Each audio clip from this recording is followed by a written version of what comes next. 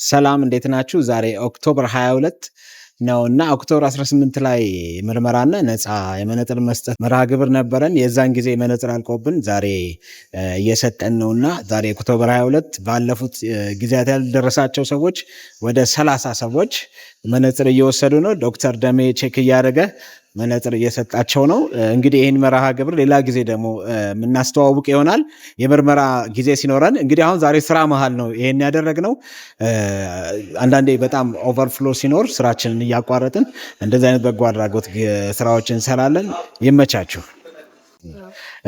ጤና ይስጥልኝ። እንዴት ናችሁ? የኔ ስም አብይ ነው። ስምሽም አለኝ? እኔ ደግሞ ወይዘሮ ማና ተወልደ እባላለሁ። እሺ። እና ከአዲስ አበባ ነዋሪ ነኝ። እሺ። ያው እኔ የሰማሁትን እናንተ ድርጅት ልጄ ነው አጋጣሚ በዚህ ሲያልፍ አወቀና አስመዝግቦ መጣ። ማስታወቂያ የሰቀልን ጊዜ ነፃ የዓይን ምርመራ። እሺ። ከዛ ተጠራሁኝ፣ መጣሁኝ፣ ተመረመርኩኝ።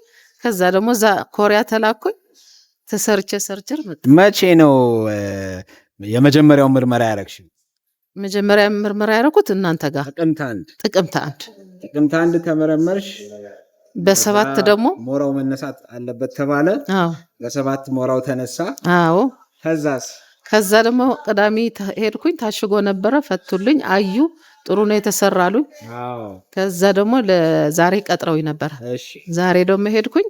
በጣም አሪፍ ነው ያላሉኝ። በቃ ሁሉም ቁጥሩ አየሁት እዛ ኮምፒውተር። እያንዳንዱ። ስለዚህ ተመልሰሽ አሁን ወደ ትምህርት ከልጆች ጋር ልትገቢ ነው? አዎ። ይሄ ሆስፒታል አይደለም እና ምን ይመስልሻል? ለምን አደረግን?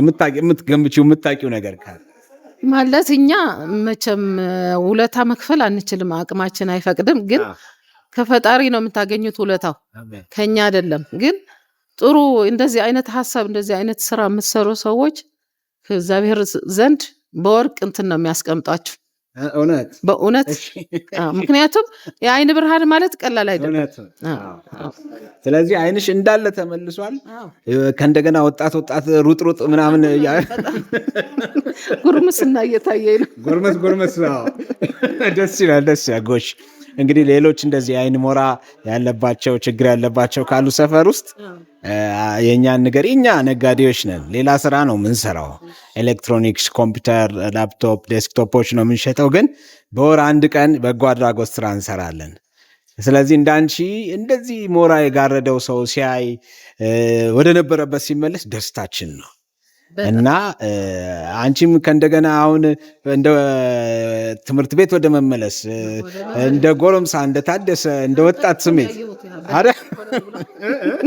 ከርቀት እኮ ነው ያየሁት። ኮለል ብሎ መርቂንና ይጂ።